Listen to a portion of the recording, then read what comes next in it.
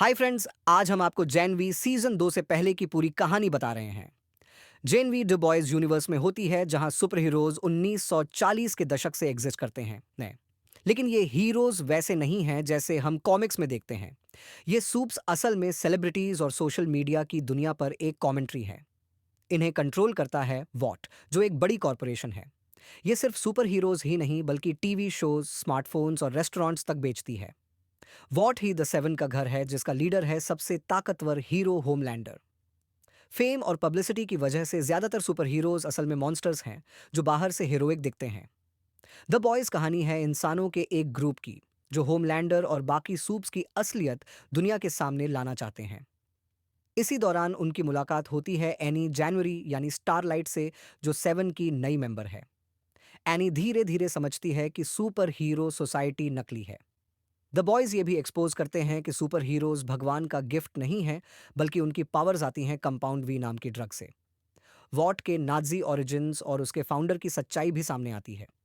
फिर एंट्री होती है विक्टोरिया न्यूमैन की, जो बाहर से सूप्स के खिलाफ बोलती है लेकिन असल में खुद एक सूप है। वो वॉक्ट के सीईओ स्टेन एडगर की अडॉप्टिव डॉटर भी है।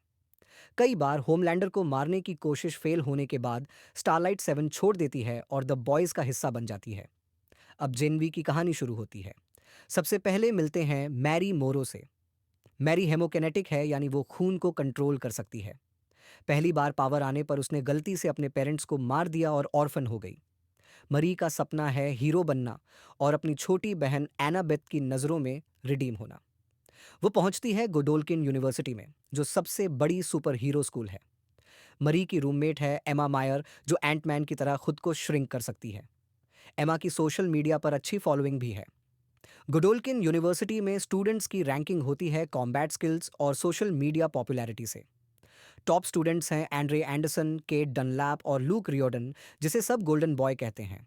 लूक पहले से ही सेवन ज्वाइन करने की तैयारी में है। मरी शुरुआत में क्राइम फाइटिंग मेजर में रिजेक्ट हो जाती है, लेकिन एक इंसिडेंट में वो आंड्रे के साथ मिलकर एक रामपेजिंग स्टूडेंट को रोकती है। इस वजह से उसे पॉपुलर ग्रुप में जगह मिल जाती है। लेकिन बाद में उसे पता चलता है कि लूक अपने ब्रदर सैम को बचाने की कोशिश कर रहा था, जिसे सीक्रेट लैब द वुड्स में कैद करके एक्सपेरिमेंट्स हो रहे थे। धीरे धीरे कहानी आगे बढ़ती है। एमा और सैम की दोस्ती, मरी का मीडिया में फेमस होना, केट का डीन शेटी के लिए डबल एजेंट निकलना और वुड्स में वायरस एक्सपेरिमेंट की सच्चाई सामने आना। ये वायरस सूप्स के खिलाफ बनाया जा रहा है। डीन शेट्टी चाहती है कि सूप्स पूरी तरह से खत्म हो जाए।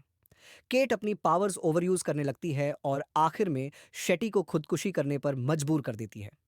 सैम और केट रेडिकलाइज होकर बाकी सूप्स को आजाद कर देते हैं और कैंपस पर ब्लड बाथ मचा देते हैं।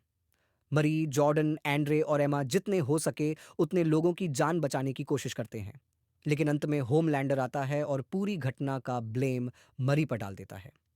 मरी और उसके तीनों साथी, जॉर्डन, एंड्रे और एमा को वॉट फैसिलिटी भेज दिया जाता है। वहीं सैम और केट को नए गार्डियंस ऑफ गोदुल्किन घोषित किया जाता है। इसके बाद द बॉय सीजन 4 में दिखता है कि बिली बुचर वायरस की तलाश में था। होमलैंडर और वोग व्हाइट हाउस तक पहुंच जाते हैं। विक्टोरिया न्यूमैन को बुचर मार देता है, लेकिन वो खुद टेम्पोररी कंपाउंड वी की वजह से स्लोली मर रहा होता है। सीजन 4 का अंत होता है होमलैंडर के एक्टिंग प्रेसिडेंट बनने से। अब जेन वी सीजन 2 यहीं से आगे बढ़ेगा और इसकी इवेंट्स द बॉय सीजन 5 को डायरेक्टली इम्पैक्ट करेंगी। ये फाइनल सीजन होगा। साथ ही सोल्जर बॉय जैसे कैरेक्टर्स पर नए स्पिन ऑफ्स भी आने वाले हैं। एक दुखद खबर यह भी है कि आंड्रे का किरदार निभाने वाले एक्टर चांस पेडोमो का सीजन 1 की रिलीज के बाद एक्सीडेंट में निधन हो गया।